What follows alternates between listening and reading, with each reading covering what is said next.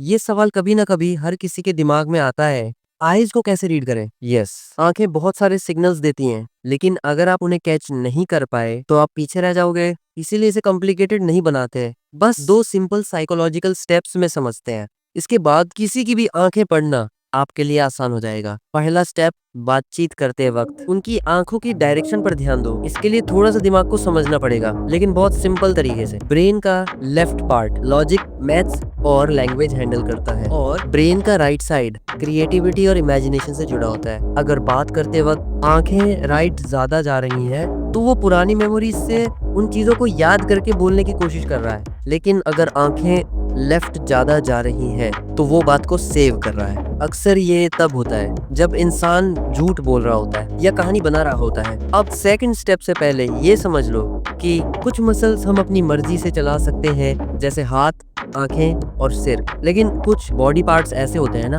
जो हमारे कंट्रोल से बाहर होते हैं। इन्हें इनवॉलंटरी मूवमेंट्स कहा जाता है, जैसे डाइजेशन या हार्ट बीट। ये अपने आप चलते हैं। उसी कैटेगरी में आता है प्यूपिल का डायलेट होना। प्यूपिल आंखें आइरिस के बिल्कुल सेंटर में होता है। प्यूपिल सिर्फ दो काम करता है, कॉन्ट्रैक्ट या डायलेट। डायलेट मतलब एक्सपैंड होना, कॉन्ट्रैक्ट मतलब सिकुड़ना।